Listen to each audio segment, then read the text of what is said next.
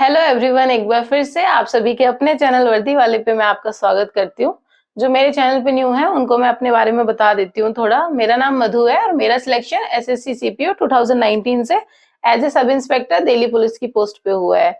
आज की जो वीडियो है वो आप लोगों की डिमांड पे है। आप लोग को ओबीसी सर्टिफिकेट में और ईडब्ल्यूएस सर्टिफिकेट में काफी दिक्कत होती रहती है, तो आप लोग जो मुझे कमेंट करके पूछ रहे रहते हो कि मैम किस डेट का होना चाहिए, क्रूशियल डेट की वजह से क्या इश्यू रहता है, फॉर्मेट कैसा रहता है, हमें स्टेट का बनवाना है या हमें सेंटर का बनवाना है, अगर हमारे ईडब्ल्यूएस में या ओबीसी में दिक्कत हुई अगर सर्टिफिकेट में, तो डीवी के टाइम क्या होगा, क्या हमें रिजेक्ट कर दिया जाएगा। तो ये आपकी जितनी भी सारी क्वेरीज हैं आज वो इस वीडियो में आपकी क्लियर हो जाएंगी कि आपको कैसा फॉर्मेट रखना है, आपको कौन सी डेट के अकॉर्डिंग चलना है और कौन सी डेट और आपका वैलिड कब तक रहता है, ये सारी चीजें मैं आपको बता दूंगी। तो मेरी वीडियो में एंड तक बने रहना ताकि आपको सारी चीजें क्लियर हो जाएं आज ओबीसी के भी, और साथ में जो ईडब्ल्यूएस वाले हैं उनको भी मैं बता दूंगी कि आप लोगों का जो है वो किस तरीके से देखा जाता है और किस तरीके से बनता है। ठीक है, तो सबसे पहले हम स्टार्ट कर लेते हैं, ओबीसी से हम स्टार्ट करते हैं। तो देखो ओबीसी सर्टिफिकेट में क्या होता है कि मेनली जो चीजें इंपॉर्टेंट है मैं उनके बारे में बता देती हूँ। सबसे पहले तो देखो फॉर्मेट की बात होती है कि फॉर्मेट जो है वो किस टाइप का होना चाहिए। सेकंड हमारा आता है फॉर्मेट आता है फर्स्ट, फिर क्रूशियल डेट की बात करते हैं हम सेकंड कि क्रूशियल डेट का क्या इशू रहता है। थर्ड हमें पूछा जाता है कि जो हमारा वैलिड है ना वो कब तक के लिए वैलिड रहता है। फोर्थ हमारा पॉइंट होता है कि अगर मैम हमारे ओबीसी में स्टिल अगर कोई प्रॉब्लम होती है तो हमारा किस तरीके से जो एसएससी है वो डॉक्यूमेंटेशन के टाइम हमें किस तरीके से क्लियर करते हैं या क्लियर नहीं करते हैं, रिजेक्ट तो नहीं कर देते। तो फर्स्ट देखो फॉर्मेट से स्टार्ट करती हूँ। आपको क्या होता है कि जो ओबीसी सर्टिफिकेट है ना, एसएससी का जो डीवी होता है उस टाइम आपको अपना ओबीसी सर्टिफिकेट है वो आपको सेंटर फॉर्मेट का चाहिए। उसमें मेंशन किया जाता है जब हमारा नोटिफिकेशन आता है ना, या आप किसी भी कैंडिडेट का देखोगे जिन्होंने पहले बनवाया हो, देखो मेरे पास, मैं ओबीसी से नहीं हूं तो मेरे पास नहीं है ओबीसी सर्टिफिकेट, नहीं तो मैं आपको वो भी शेयर कर देती। बट अगर आप ना किसी कैंडिडेट का देखोगे तो आपको फॉर्मेट पता चल जाएगा। नहीं तो ना अगर आपको फॉर्मेट नहीं भी मिल रहा है ना, नॉर्मली जहां वो बनते हैं ना, जैसे कि अलग अलग स्टेट में अलग अलग टाइप से बनते हैं, कोई कहीं कहीं तहसील से भी बन जाते हैं, कहीं कोर्ट में जाना पड़ता है, तो वहां से जैसे भी बनते हैं उन लोगों को जिनको बनाना होता है ना, उनको वो पता होता है कि सेंटर फॉर्मेट में क्या होता है, मतलब सेंटर का क्या फॉर्मेट है, और जो ऑलरेडी आपको देखो बना ही होता है ओबीसी वो स्टेट का फॉर्मेट होता है। तो फर्स्ट तो देखो फॉर्मेट एसएससी में नहीं चलता है स्टेट का, उनको सेंटर फॉर्मेट में चाहिए। अगर किसी भी कैटेगरी का सर्टिफिकेट वो उनको चाहिए होता है, आप जो आपने कैटेगरी मेंशन किया है। सेकंड हम क्रूशियल डेट की बात कर लेते हैं कि क्रूशियल डेट का इश्यू क्या रहता है। तो क्रूशियल डेट का देखो फॉर एग्जांपल अभी सीजीएल के फॉर्म फिलअप हुए थे हमारे, तो उन्होंने जैसे डेट दी हुई थी 8/10 जो उनकी क्लोजिंग डेट थी, तो उन्होंने बोला हुआ था कि ओबीसी सर्टिफिकेट हमें वो 8/10/2022 का हमारा क्रूशियल डेट है। मतलब वो जो डेट होती है ना उसके आपको उस टाइम का चाहिए ओबीसी सर्टिफिकेट है। अगर आपका डीवी के टाइम ओबीसी सर्टिफिकेट जब वो चेक करेंगे ना तो वो उसी डेट के अकॉर्डिंग चेक करेंगे जो वो नोटिफिकेशन में मेंशन करते हैं। सेम हमारे सीपीओ में होता है कि नोटिफिकेशन में जो डेट मेंशन होती है ना, क्रूशियल डेट वही होती है। जैसे जो हमारी क्लोजिंग डेट होती है ना, मोस्ट ऑफ द टाइम हमारी क्लोजिंग डेट ही हमारी क्रूशियल डेट होती है कि इस टाइम तक का आपका ओबीसी सर्टिफिकेट होना चाहिए। इससे हम मतलब उनकी उस डेट के अकॉर्डिंग तुम्हारा वैलिड होना चाहिए ओबीसी सर्टिफिकेट। अब थर्ड हम वैलिड की बात कर लेते हैं कि इसका मतलब जो वैलिड टाइम पीरियड है वो किस तरीके से देखा जाता है। आपका जो ओबीसी सर्टिफिकेट का टाइम पीरियड होता है वो 3 साल का देखा जाता है। फॉर एग्जाम्पल जैसे कि सीजीएल का जो अभी नोटिफिकेशन था उसमें 8/10/2022 की डेट थी, तो इट मींस उस डेट को लगा के 3 साल तक का आपका वैलिड होता है। तो जब वो चेक करेंगे ना, तो अगर आपका 3 साल पहले का बना है, 3 साल पहले का मीन्स उस डेट को इंक्लूड करके 3 साल का आपका वैलिड है, तो आपको वो क्लियर करेंगे, मीन्स आपके लिए आपका वैलिड है जो ओबीसी सर्टिफिकेट है। अगर आपका ओबीसी सर्टिफिकेट बहुत पुराना है, जैसे आप ये भी बोलते हो कि मैम हमारा बहुत पुराना है तो उसका ये चलेगा क्या? नहीं, अगर आपका 3 साल से ज्यादा पुराना है ना ओबीसी सर्टिफिकेट, तो वो वैलिड नहीं होता है, उसको आपको फिर से अपडेट कराना होता है, तो क्योंकि वो 3 साल का ही वैलिड मांगते हैं एसएससी में जो होता है। अब आपका नेक्स्ट पॉइंट आता है ma'am creamy layer non creamy layers में किस तरीके से मतलब होना चाहिए, उसका डेट का क्या रहता है। तो दोनों में देखो नॉन क्रीमी लेयर भी आपका क्रूशियल डेट के अकॉर्डिंग होना चाहिए। आपकी ओबीसी सर्टिफिकेट जो है, मतलब आपको नॉन क्रीमी लेयर जो क्रूशियल डेट है ना उसी के अकॉर्डिंग ही चलेगा वो। और उसमें देखो होता क्या है कि मैं बता देती हूँ, नॉन क्रीमी लेयर में क्या होता है कि उनमें ना इनकम के अकॉर्डिंग वो चेक करते हैं। आप लोग बनवाते हो तो आपको तो पता ही होगा।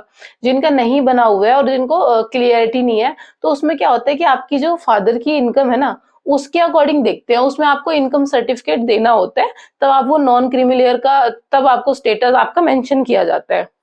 और वो इम्पोर्टेंट है बिकॉज़ डीवी के टाइम ना वो क्लियरिटी होनी चाहिए उसमें कि नॉन क्रीमी लेयर आप इस टाइम, मतलब उनकी क्रूशियल डेट के अकॉर्डिंग आप नॉन क्रीमी लेयर में हैं।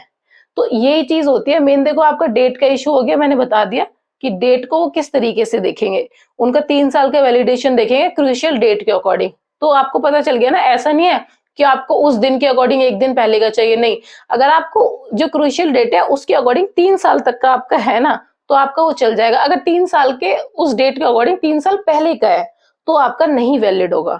तो ये आपका पॉइंट क्लियर हुआ। नॉन क्रीमी लेयर में मैंने आपको बता दिया कि इनकम की सर्टिफिकेट के अकॉर्डिंग बनता है। जो आपकी फादर की इनकम होगी उनका सर्टिफिकेट आपको दिखाना पड़ेगा, तब जाके आप बनवा सकते हो। ठीक है? इस तरीके से ये मतलब ओबीसी सर्टिफिकेट वाला जो होता है, ये सारे इश्यू होते हैं। अब आ जाते हैं कि डीवी के टाइम जब एसएससी का डीवी होता है, तो उस टाइम क्या रहता है स्टेटस। देखो ओबीसी में क्या होता है, जो मैंने अभी आपको सारी चीजें बताई हैं, वो यही सारी चीजें चेक करते हैं। पहले आपका फॉर्मेट चेक करते हैं, फिर आपके क्रूशियल डेट वाला नॉन क्रीमी लेयर वाला चेक करते हैं। वो सारी क्रूशियल डेट के अकॉर्डिंग चेक करते हैं। अब रिजेक्शन और उसमें कि आपको क्लियर करेंगे ये स्टेटस कैसे देंगे, उसमें उनका क्या होता है, अगर आपके ओबीसी से उनको कोई भी डाउट होगा ना, तो वो आपको रिजेक्ट नहीं करेंगे। तो आप टेंशन मत लो। अगर आपका अभी कुछ ओबीसी सर्टिफिकेट में क्लियर नहीं है ना, कोई क्लियरिटी नहीं है, तो सबसे पहले तो वो करेक्ट करा लो। जो चीजें मैंने आपको कंडीशन बताई है उसके अकॉर्डिंग आप देख लो। और अगर आप देखो फिर भी अगर उस टाइम आपको कुछ रहता है ना कि कोई इश्यू, वो मतलब निकाल देते हैं आपका सर्टिफिकेट देखने के बाद, डॉक्यूमेंट वेरिफिकेशन के टाइम, तो आपको रिजेक्ट नहीं किया जाता है। तो आप ये चीज भूल जाओ कि आप जो बोलते रहते हो ना, मैम कहीं हमें रिजेक्ट तो नहीं कर देंगे, अगर हमारे मार्क्स अच्छे हैं और हम ओबीसी से हम क्लियर कर रहे हैं तो हमारी जॉब, ऐसा तो नहीं है कि हमारा मतलब कैंडिडेट वो जो है कि वो रिजेक्ट हो जाएगा, ऐसा नहीं होगा। क्योंकि ये होता क्यों है, पहले क्या होता था, एसएससी जो है ओबीसी कैंडिडेट को रिजेक्ट कर देता था डॉक्यूमेंटेशन के टाइम ही। बट 2017 में जब सुप्रीम कोर्ट के ऑर्डर्स आए थे, उन्होंने ये उन्हीं के लिए मतलब ऑर्डर आए थे कि ओबीसी कैंडिडेट को ना डॉक्यूमेंट वेरिफिकेशन में रिजेक्ट ना किया जाए। ये सुप्रीम कोर्ट के ऑर्डर थे। तो उसमें उन्होंने बोला भी इसीलिए था क्योंकि ओबीसी सर्टिफिकेट में हो जाते हैं इशू। तो उन्होंने क्या किया कि एसएससी ने आफ्टर 2017 अब क्या करते हैं कि आपको जो स्टेटस दिया जाता है ना, वो क्लियर नहीं दिया जाता। अगर आपका कोई इश्यू है भी ना, तो आपको रिजेक्ट नहीं करेंगे। वो क्या करते हैं कि आपको ना मतलब टेम्परेरी क्लियर कर देते हैं। मतलब आपको जो स्टेटस देंगे वो प्रोविजनली दे देते हैं कि आप प्रोविजनल क्लियर हो। मतलब आपको प्रोविजन देंगे, ऐसे क्लियर नहीं लिखेंगे। जो आपका डॉक्यूमेंट वेरिफिकेशन होता है ना, तो उस टाइम हमें जो पेपर दिया जाता है डॉक्यूमेंट वेरिफिकेशन के बाद, हमें एक पेपर वो देते हैं एसएससी वाले। उसमें हमारा स्टेटस होता है, उसमें मेंशन होता है। जैसे मेरा अभी हुआ था सीजीएल का, सीजीएल 2000 हमारा 21 का जो हुआ है, सॉरी 2020 का जो डॉक्यूमेंटेशन हो चुका है, तो उसमें जो मुझे जैसे स्टेटस था मेरा क्लियर है, उसमें मेंशन है, एकदम क्लियर लिखा हुआ है। तो वहाँ क्लियर की जगह आपका प्रोविजनल लिखा आता है। तो अब इसका मतलब क्या होता है कि जब आपका डिपार्टमेंट, मतलब आपकी जॉब नहीं होगी, मतलब आपकी जॉब खराब नहीं हुई, आपकी सीट, आपकी जब फाइनल लिस्ट आएगी, जॉब लिस्ट आएगी, उसमें आपका नाम आएगा। अब उसके बाद क्या होगा कि जब आपका डॉक्यूमेंटेशन है ना, तो डिपार्टमेंटल डॉक्यूमेंटेशन होता है। जब आप ज्वाइन करते हो ना किसी भी डिपार्टमेंट में, आप सीजीएल में ज्वाइन करते हो, आप सीपीओ से ज्वाइन करते हो, जैसे मेरा दिल्ली पुलिस का हुआ था, तो हमारा हुआ था डॉक्यूमेंटेशन जो डिपार्टमेंटल हुआ था, वो जिस दिन मुझे ज्वाइनिंग लेटर मिला था उस दिन हुआ था। तो आई थिंक सीजीएल में भी वैसा ही होता होगा। जब आप डिपार्टमेंट में ऑफिस में ज्वाइन करते हैं हम जाके, तो हमें जब वो ऑफर लेटर या उनका मतलब देते हैं कि इस दिन से आपको ज्वाइन करना है, तो उस टाइम आपका डॉक्यूमेंटेशन वेरिफिकेशन डिपार्टमेंटल मतलब डिपार्टमेंट करता है। तो उसमें भी पता है क्या होता है, ऐसा नहीं है कि वो आपको रिजेक्ट कर देंगे एकदम से। उसमें क्या होता है, वो ना आपको बहुत सारे प्रोसीजर मतलब आपको ना अपने अकॉर्डिंग देखेंगे वो कि आपको किस प्रोसेस के अकॉर्डिंग उनको एक्सेप्ट करना है।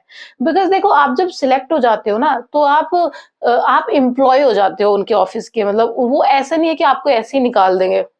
जैसे कि मेरी एक मतलब मेरे मैं जब जॉइनिंग लेटर रिसीव किया था तो ओबीसी सर्टिफिकेट से रिलेटेड 2-3 लड़कियों के इश्यू थे कुछ-कुछ। तो उनको भी एक प्रोसीजर बताया था, जैसे कि एक लड़की को बोला हुआ था कि उनको एसडीएम के पास जाना है, एप्लीकेशन वगैरह लिखने के लिए बोला था या फिर पता नहीं एफिडेविट के लिए बोला था। तो एसडीएम से उसको लिखवा के साइन वगैरह कराने होते हैं, तो वो ना डिपेंड करता है कि आपका क्या इश्यू था, तो उसके अकॉर्डिंग डिपार्टमेंट डिपार्टमेंट देखता है, बट बहुत रेयर चांस होते हैं कि आपको रिजेक्ट कर दिया जाता है, ठीक है? तो अगर देखो आपका नहीं जो देख तो एक तो मैंने सारे मेंशन कर दिए इश्यू, तो उसके अकॉर्डिंग पहले तो आप अपने करेक्ट करा लो ताकि आपको दिक्कत ही ना हो। और ये सारे ओबीसी के रिलेटेड थे जो सारे मैंने आपको बता दिए हैं। अब ईडब्ल्यूएस की बात कर लेते हैं हम कि ईडब्ल्यूएस में क्या-क्या रहता है। ईडब्ल्यूएस में क्या रहता है ना कि सबसे पहले तो देखो फॉर्मेट की बात कर लेते हैं और उसकी भी क्रूशियल डेट के अकॉर्डिंग क्या चलता है और क्या चीज इंपॉर्टेंट होती है उसमें सेंटर और स्टेट वाली क्या चीजें होती है। और फोर्थ उनका कि जो फाइनेंशियल ईयर किस तरीके से देखा जाता है, वैलिड ईयर किस तरीके से देखा जाता है। सबसे पहले ना फॉर्मेट की बात कर लेते हैं। फॉर्मेट में वही सेम होता है कि फॉर्मेट चेक किया जाता है, वो सेंट्रल का फॉर्मेट चाहिए, उनको स्टेट का फॉर्मेट नहीं चाहिए। सिर्फ आई थिंक कोई भी एक्सेप्शनल स्टेट होता है जिसमें स्टेट वाला चल जाता है। आई थिंक यूपी वाले जो होते हैं ना, यूपी स्टेट है, उनका जो लिस्ट है ना, तो सेंटर की जो लिस्ट है ना वो मैच करती है 99% आई थिंक ऐसा कुछ है। इस वजह से यूपी वालों का स्टेट वाला शायद एक्सेप्टेड होता है, बाकियों का नहीं होता है, उनको सेंट्रल फॉर्मेट में बनवाना पड़ता है इसीलिए, क्योंकि जो सेंट्रल लिस्ट है स्टेट लिस्ट है उसमें डिफरेंस होता है। तो वो सारी चीजें जो उनकी क्राइटेरिया है ना उनको देख के हमें सेंटर का बनवाना पड़ता है अगर आप किसी भी स्टेट से बिलोंग करते हो, ठीक है। एक तो फॉर्मेट का ये रहता है ईडब्ल्यूएस का। अब हम फाइनेंशियली ईयर की बात कर लेते हैं, उसमें क्या होता है। तो जो हमारी क्रूशियल डेट होती है ना उससे 1 साल पहले का आपका फाइनेंशियल ईयर का होना चाहिए।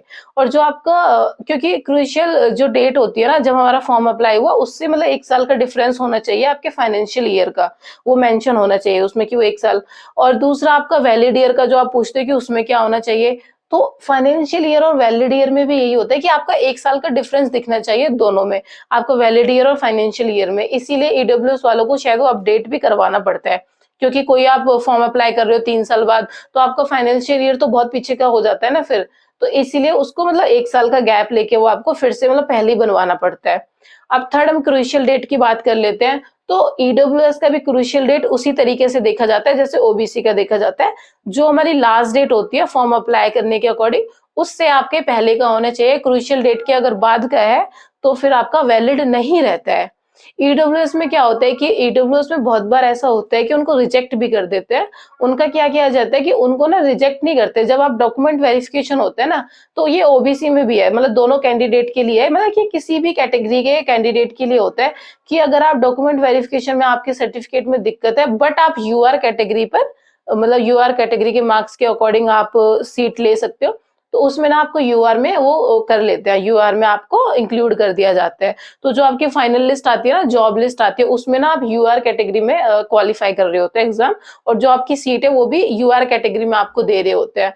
बट ये ईडब्ल्यूएस वालों के लिए यही है कि देखो कंडीशन है आपके यूआर के मार्क्स होने चाहिए, बट आपके यूआर के अकॉर्डिंग अगर मार्क्स नहीं है तो आपका फिर वो यूआर में तो आपको कर ही नहीं सकते, इंक्लूड नहीं कर सकते।